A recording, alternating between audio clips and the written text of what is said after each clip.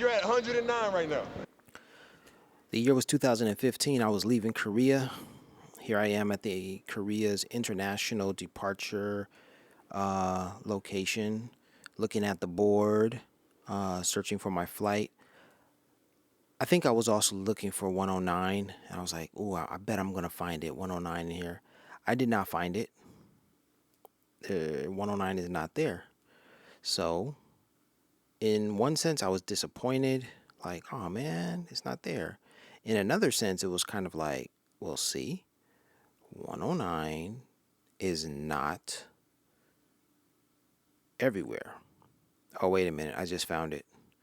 I didn't find it when I took this photo, but yeah, it's right there. There it is. Two of them, 109 right here at these gates, gate 109.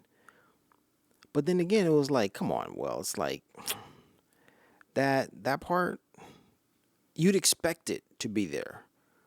So that's not one of those moments where you're thinking like, "Ooh, this is special, this is unique." This is something more like, "Okay, it's coming. It's there. 108, 109, 110, etc., etc., etc., you know?" So, here I am, 2015. Let me move this cursor out of the way.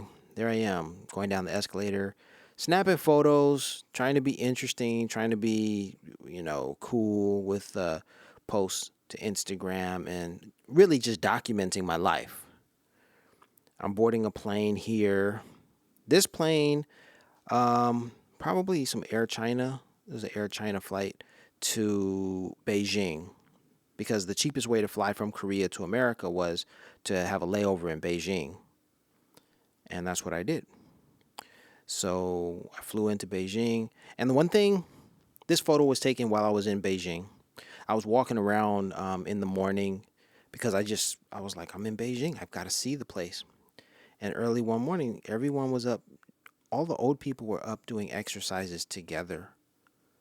And that's such a beautiful thing. Yeah. There was an exercise group in Peru that I witnessed, and like all the people were in the street exercising together. It was a festival type of thing. But this is just very normal for China. Large groups of people just congregate and then they do things together. They might have been doing Tai Chi here, or they might have been doing, something else. I've seen other groups together like that. But anyway, so there I was in China, up in the morning. Oh. Here's something funny about my arrival to China. When I got to China, I had to go through, customs or whatever to gain access to the country. And like one of the police officers or custom officials stopped me, and he looked at my passport, or rather, he looked at my ticket, and he's like, "Why are you coming to China?" And I said, or no, he asked me, where are you? What's your final destination? And I said, Los Angeles, California. I'm going to America. And he said to me, aren't there direct flights? Why didn't you take a direct flight to America? And I said to him, oh, it's cheaper to have this layover in China. Man, that dude started laughing. He was like, man, I understand. He was like, come on, get your butt into China. And I was like, wow, I just had a moment there with the customs official. It was just like he completely understood. We were able to relate on a money issue, because it's just a practical thing to do. And he was like, man, come on in here. You're not a terrorist, no problem. You're just trying to save some money. I understand. So I'm walking around Beijing, snapping photos and stuff, you know, doing the spy thing per my assignment because I'm a spy. No, I'm not a spy. No. Yeah, but that's what his job was to do, figure out who's the spy, who's coming in, and all that kind of stuff. I stayed at the local hostel, which is not far from the Forbidden City. So I knew the terrain. I had been in Beijing before, and I was only on a layover. So from what I understand, or rather what I understood at that time, they have a 72-hour visa. So if you're en route to another country, you can enter China. You can stay in China for 72 hours at most. you know, and they will grant you the visa upon arrival. So that's how I gained access to China without a visa, or rather, without registering for a visa before I arrived. You dig? I stayed in Beijing, so I knew the terrain. I had been there before. I actually had a visa in 2015, and this was not a trip to China where I was using that visa. As I stated, I was using the 72-hour visa. So anyway, I knew the terrain, so I walked around and I went to the Forbidden City to take some photos. It was cold, a little bit of ice on the moat around the Forbidden City. So that's what you see there. And just enjoying my time. It was like a 19-hour layover or something like that, 16 to 19 hours. Just getting the most of the experience.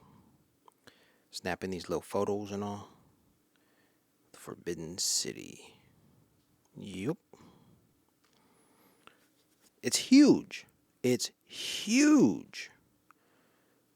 And you just walk and walk and walk. So make sure you have comfortable shoes on. I remember when I went to China, I was wearing the Kobe Bryant shoes at that time, and they were like uncomfortable. The thing about it was, yeah, you could wear those Kobe Bryant shoes for style, and you could wear them for about an hour doing whatever. But when you have to start walking in them and walking for long, great distances and for a long amount of time, well, then you discover they're not as comfortable as you initially thought they were. So definitely wear comfortable shoes when you go to Beijing because you're going to be walking a lot. That place is huge. So I'm just snapping photos, documenting the morning that I was there in Beijing, snapping photos. Just happy to be out of Korea. Not that Korea's not that I didn't enjoy being in Korea, but I needed some change, a change of pace. And I was going back to Los Angeles, going back to LA, so this was a nice change of pace just to see China like this. Like, wow. Just kept walking, snap a photo, see the military there, go into the Forbidden City, see what I can see, snap some photos. Everything is big, big, big, big, you dig? People entering and looking around. It was kind of early in the morning, but still a lot of people were out there. I mean, it's China. That's the thing about China. When you go there, you'll be swamped by all of the people. I remember I was standing in line, and in front of me, to the left of me, behind me, to the right of me, cat a corner, like in every direction. As I was standing in that line, there was someone there. It became sort of a claustrophobic, experience. And we were all just trying to enter the Forbidden City. And there were so many people.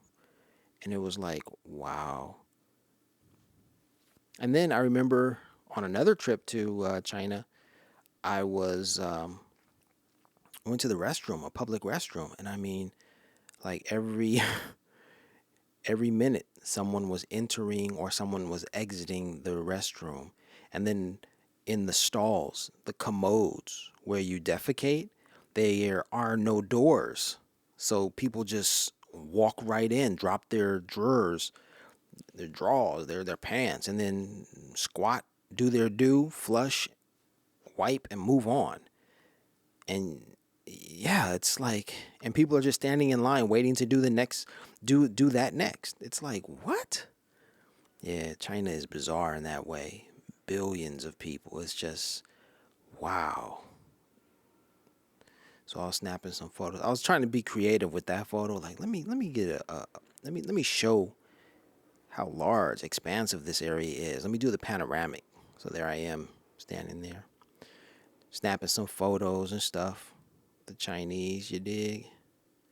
Early morning.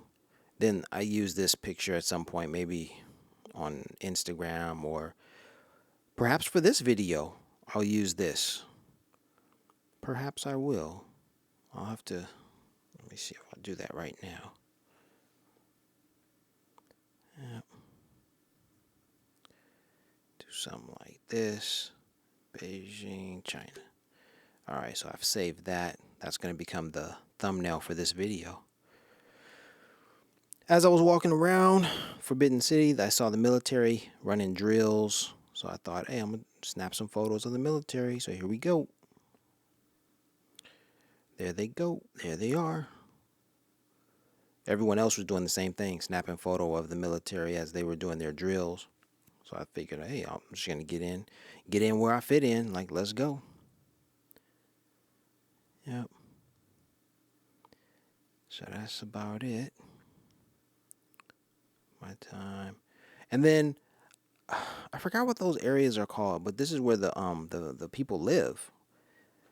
And it's the traditional homes, and so I noticed the brick wall looked kind of artsy fartsy, and like even this, all the bicycles and the motorbikes, they just look really artsy, really stylistic. So I decided to take this photo. Took another one and another one.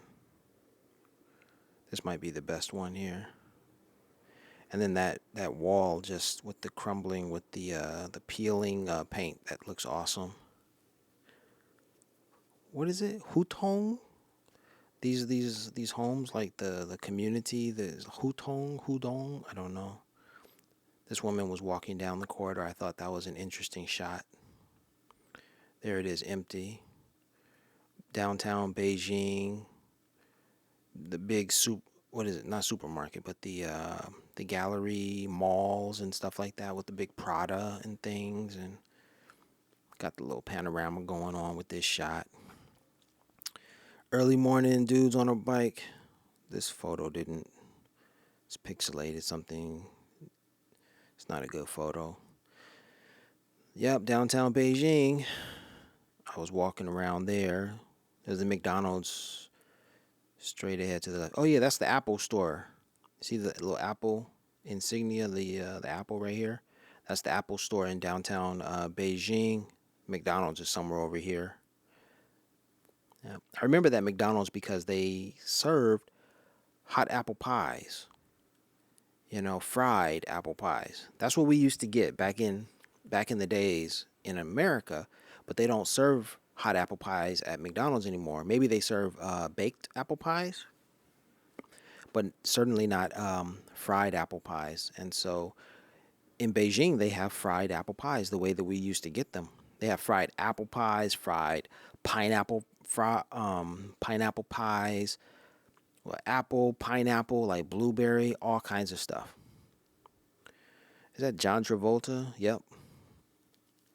Advertising Breitling in front of the Prada store. Breitling airplanes, watches, and all that kind of stuff. Yeah, sophisticated stuff. Look at that, Prada. Yep. These are the leaders. In the center is Mao Zedong. Mao Zedong. Chairman Mao. Chairman Mao, comrade. And that was that. A little Diggable Planets reference there.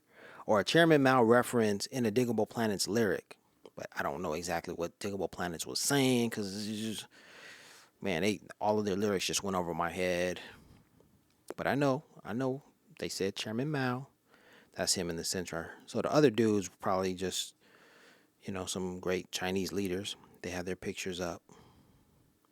This woman's taking pictures of the leaders while I'm taking pictures of the lady taking pictures of the leaders. Like a postmodern sort of thing, I guess. Taking pictures of the people, taking pictures of the people of the pictures, of the people in the pictures. This is like the local cinema, the theater, movie theater. I noticed on separate trips that the same movie that was playing when I went, several months before was still playing. And I thought that was kind of odd. But yeah, I did notice that. That movie right there, the fireman movie with that fireman right there. Yeah, see those? See him? Yep, the fireman dude. Yep. I was just taking photos. The fireman, see? The Fireman, dude. Yep.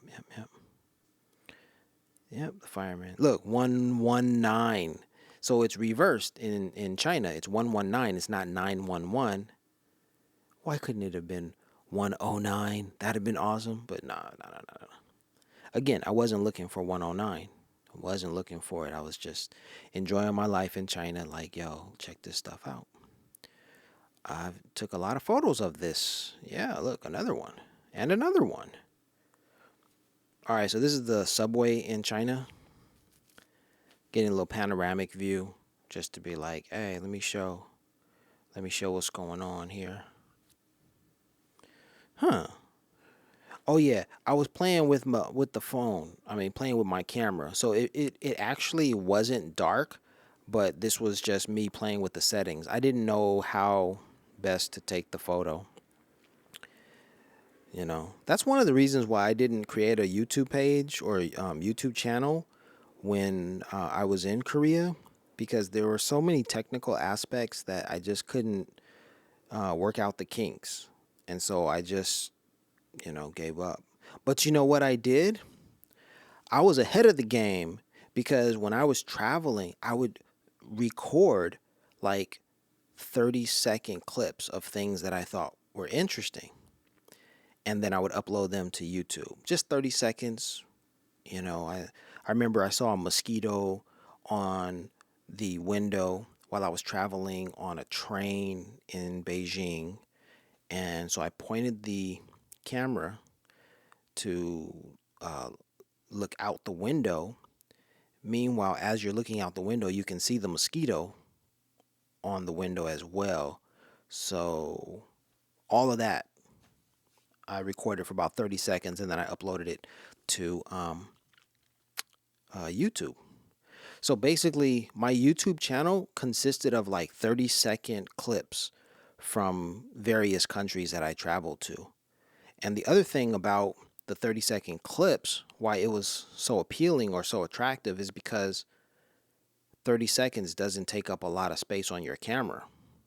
And there's no real reason for you to like edit the video either. You're just showing someone a clip for like 30 seconds. I have other clips. Like if you look at my YouTube channel and you search for different countries, you might find that I've posted a video taken in that country and it's less than a minute long. For the Philippines, I know I have that. I have a video like basketball in Philippines.